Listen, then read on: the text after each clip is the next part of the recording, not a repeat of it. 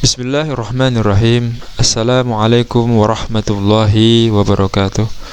Alhamdulillah, wassalatu wassalamu ala rasulillah, amma ba'du.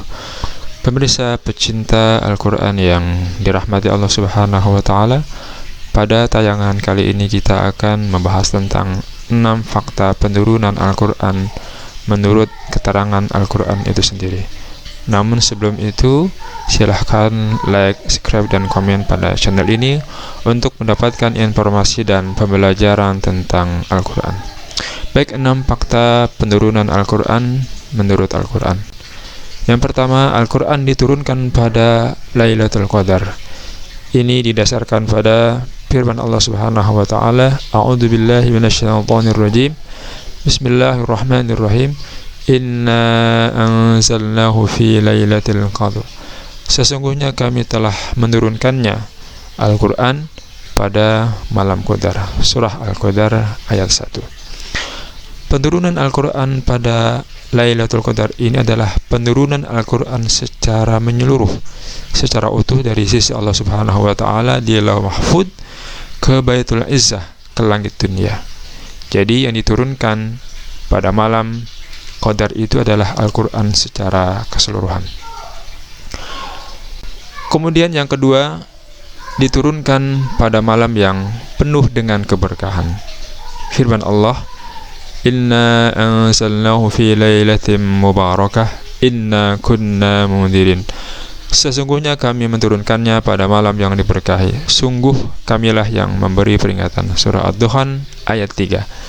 Fi lailatin mubarakah, pada malam yang diberkahi. Kenapa diberkahi? Karena malam itu adalah merupakan malam Qadar, yang dikatakan merupakan malam yang lebih baik daripada 1000 bulan. Kemudian yang berikutnya, ketika diturunkan pada bulan yang mulia, yaitu bulan Ramadan. Ini didasarkan pada firman Allah subhanahu wa ta'ala, Syahrul Ramadan alladzi unzila fihi al-Quran. Bulan Ramadan adalah bulan yang di dalamnya diturunkan Al-Quran. Surah Al-Baqarah ayat 185. Karena itu, kemuliaan penurunan Al-Quran bukan hanya pada momen dan harinya, tapi juga pada bulan, dan bulan yang dipilih untuk diturunkannya Al-Quran adalah bulan yang mulia, yaitu bulan suci Ramadan. Kemudian berikutnya, diturunkan oleh malaikat Jibril dan diiringi oleh segenap malaikat dengan jumlah yang sangat banyak.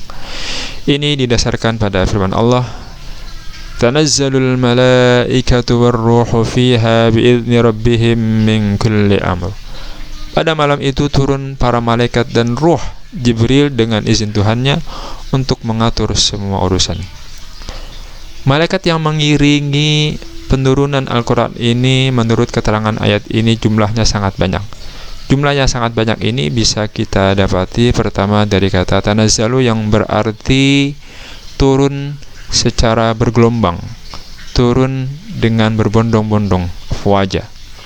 Kemudian jumlah yang banyak ini juga bisa kita dapati dari makna Al-Qadar.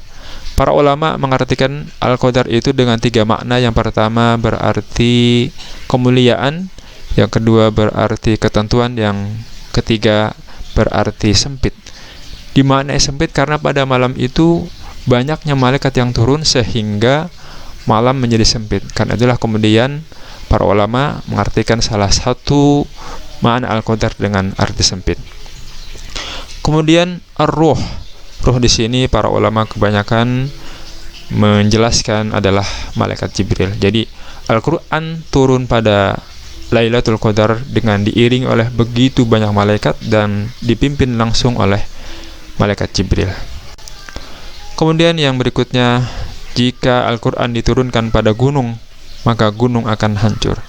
Lau anzalna hadzal Qur'ana 'ala jabalin la ra'aitahu khashi'an mutasaddian min khasyatillah.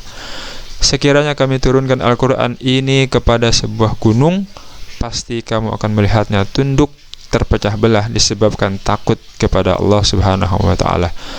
Surah Al-Hasyr ayat 21. Ini menunjukkan keagungan dan kebesaran Al-Quran, yang jika diturunkan pada gunung yang dalam pandangan kita merupakan makhluk yang besar, dia akan tunduk dan terpecah belah karena takut kepada Allah Subhanahu wa taala.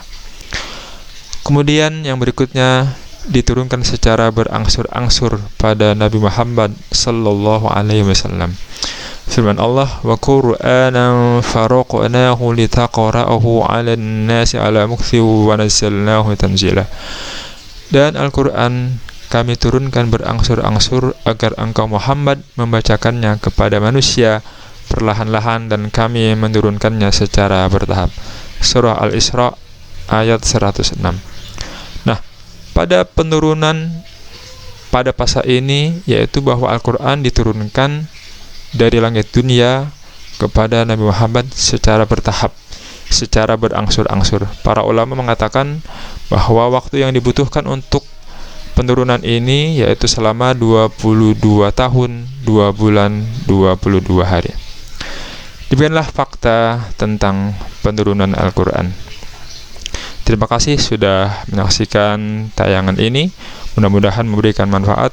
Jangan lupa like, subscribe, dan komen pada channel ini agar kita terus mendapatkan informasi tentang Al-Quran dan pembelajaran Al-Quran. Wassalamualaikum warahmatullahi wabarakatuh.